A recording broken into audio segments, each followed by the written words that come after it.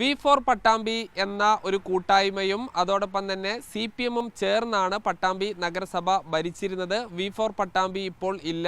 TP Shaji ഉൾപ്പെടെയുള്ള ആളുകൾ കോൺഗ്രസിന്റെ ഭാഗമാകുകയും ചെയ്തു. TP ഷാജിയാണ് എന്നോടൊപ്പം ഉള്ളത്. എന്തുകൊണ്ടാണ് ഈ കോൺഗ്രസിൽ ഇപ്പോൾ പൂർണ്ണമായിട്ടും ചേരാൻ തീരുമാനിച്ചത്? V4 പട്ടാമ്പി പൂർണ്ണമായി പിരിച്ചുവിടാമെന്ന് തീരുമാനിച്ചത്? V4 പട്ടാമ്പി എന്ന് പറഞ്ഞാൽ ആത്യന്തികമായി കോൺഗ്രസ് പ്രവർത്തകരാണ്.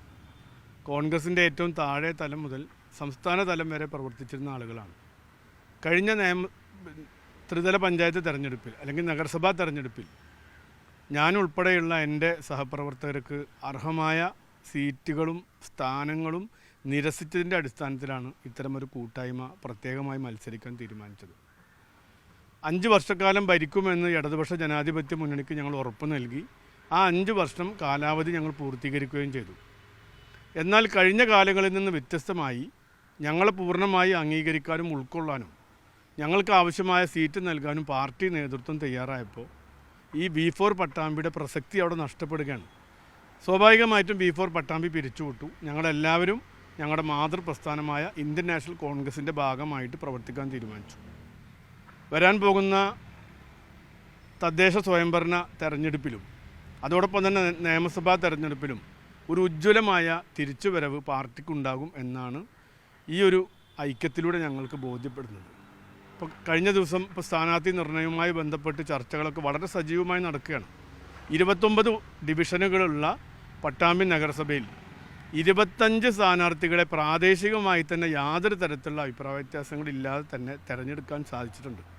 അതിൽ നിന്ന് മനസ്സിലാക്കുന്നത് കഴിഞ്ഞ കാലങ്ങളിൽ നിന്ന് വ്യത്യസ്തമായി പാർട്ടി വളരെ ഐക്യത്തിലും UDF വളരെ ഐക്യത്തിലുമായിട്ട് പ്രവർത്തിച്ച് മുന്നോട്ട് പോകുന്നുണ്ട്. ആയതുകൊണ്ട് തന്നെ പട്ടാമ്പി എന്ന് പറയുന്നത് പരമ്പരാഗതമായി ഐക്യജനാധിപത്യ മുന്നണിയുടെ ഒരു കോട്ട കൊത്തളമായിട്ട് വിശേഷിപ്പിക്കാവുന്ന ഒരു പ്രദേശമാണ്.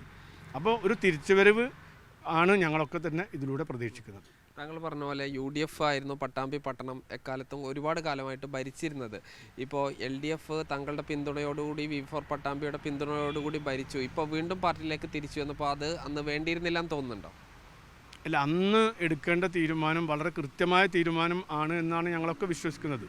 ഞങ്ങളെടുത്ത തീരുമാനം ശരിയാണ് എന്ന് പാർട്ടി നേതൃത്വം പോലും അംഗീകരിച്ചിട്ടുണ്ട്. അത് ജനം അംഗീകരിച്ചിട്ടുണ്ട്. അപ്പോൾ ജനങ്ങളുടെ ഒരു പിന്തുണ, അത് ഞങ്ങളെടുത്ത തീരുമാനം ശരിയാണോ എന്നുള്ളത് ആ തെരഞ്ഞെടുപ്പിൻ്റെ റിസൾട്ട് തന്നെ ഞങ്ങൾക്ക് ബോധ്യമാണ്. അതോടൊപ്പം തന്നെ ഇപ്പോൾ ഈ V4 പട്ടാമ്പി ഇല്ല, ഇനി കോൺഗ്രസ് ആണ്, UDF ആണ് എന്ന്. അപ്പോൾ ഈ ഒരു ശക്തമായ തിരിച്ചുവരവ് എന്തായാലും പ്രതീക്ഷിക്കുന്നുണ്ട്. 100% വളരെ ശക്തമായ തിരിച്ചുവരവ്. 2015 തെരഞ്ഞെടുപ്പിലാണ് നഗരസഭയുടെ ചരിത്രത്തിൽ ഏറ്റവും വലിയ ഭൂരിപക്ഷം ഐക്യ ജനാധിപത്യ മുന്നണിക്ക് ഉണ്ടായത്. അതിലും കൂടുതൽ സീറ്റ് ലഭിക്കുന്ന ഒരു രാഷ്ട്രീയ സാഹചര്യമാണ് ഇപ്പോൾ നിലവിലുള്ളത്. ഇപ്പോൾ CPM-ൻ്റെ ഒപ്പം നേരത്തെ പ്രവർത്തിക്കാത്ത ഒരു സംവിധാനത്തിലൂടെയാണ് പിന്നെ ഈ ഭരണ പങ്കാളിത്തം വഹിച്ചത്. ആ ഒരു 5 വർഷം അങ്ങനെ ഉണ്ടായിരുന്നു. 5 വർഷക്കാലം എല്ലാ മേഖലകളിലും വികസനങ്ങൾ എത്തിക്കാൻ സാധിച്ചിട്ടുണ്ട്. പ്രത്യേകിച്ച് CPM-ഉം V4 പട്ടാമ്പിയും ഞങ്ങളും വളരെ സൗഹാർദ്ദത്തിൽ തന്നെയാണ് മുന്നോട്ട് പോയിരുന്നത്. ഞങ്ങൾ ആവശ്യപ്പെട്ട പല പദ്ധതികളും CPM-ൻ്റെ സഹായത്തോടു കൂടി തന്നെ നടപ്പിലാക്കാൻ സാധിച്ചിട്ടുണ്ട്.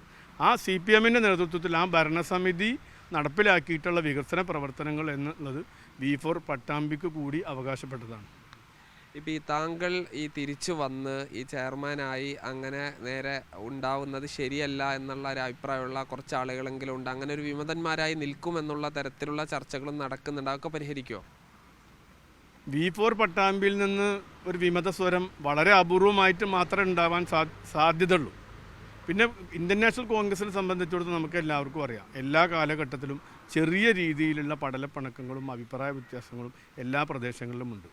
CPM-ൻ്റെ പോലെ കേഡർ രാഷ്ട്രീയ പ്രസ്ഥാനമല്ല ഇന്ത്യൻ നാഷണൽ കോൺഗ്രസ്. ഇന്ത്യൻ നാഷണൽ കോൺഗ്രസ് ഏറ്റവും വലിയ ജനാധിപത്യ പാർട്ടി ആയതുകൊണ്ട് തന്നെ സ്വാഭാവികമാണ് അത്തരത്തിലുള്ള ചില നീക്കങ്ങളൊക്കെ തന്നെ.